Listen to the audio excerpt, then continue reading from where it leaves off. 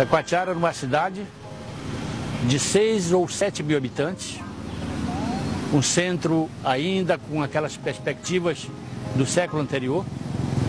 O patrimônio histórico ainda estava bem vivo.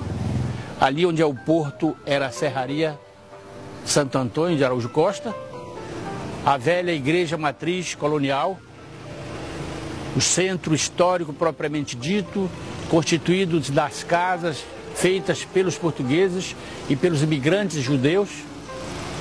Mas o porto era aquela efervescência, porque Itacoatiara era uma cidade de expressão extrativista. O Rio Madeira mandava seu produto para cá. Todos os municípios circunvizinhos também faziam isso.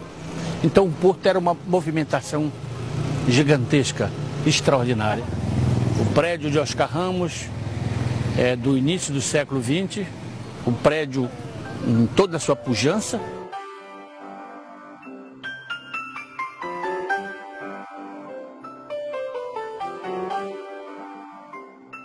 Foi o meu avô, Oscar Ramos, que quando ele chegou aqui, montou um comércio, trabalhou e depois ele já comprou isso aqui dos ingleses. E de lá para cá eles viveram eternamente aqui. E o outro, meu irmão do meu pai depois ficou em Manaus, né, que é onde tinha a filial. Quer dizer, então tinha a firma que era Oscar Ramos antes, que depois que ele morreu passou a ser Ilídio Ramos Irmãos, que era o nome do meu tio mais velho, que era Ilídio, né? E ficou Ilídio Ramos Irmãos, o nome da outra firma. Onde o maior forte nosso aqui foi o cacau, a sova, a castanha, foi um forte nosso aqui em exportação.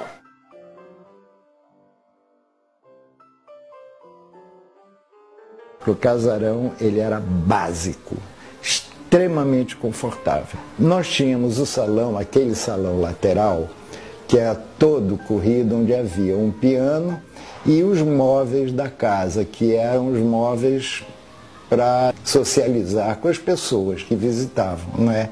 E que eram muito simples, eram de sucupira, por isso é que eu amo até hoje, a minha madeira favorita, com cadeiras de palhinha, né, as almofadas, mas ele não tinha tapetes persas, está entendendo? Não tinha nada, não tinha estátuas de bronze, nada disso, era muito básico, né?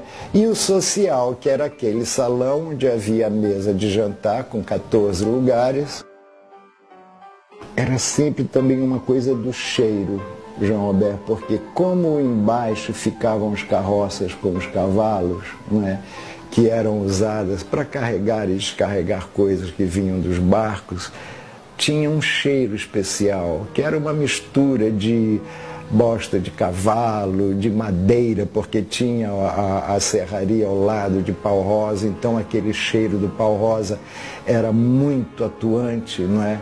E tudo isso eu volto a sentir, até os barulhos, quando eu chego em Itacoatiara eu consigo ouvir. Eu nunca fui bom de política, de história política, entende, João Roberto?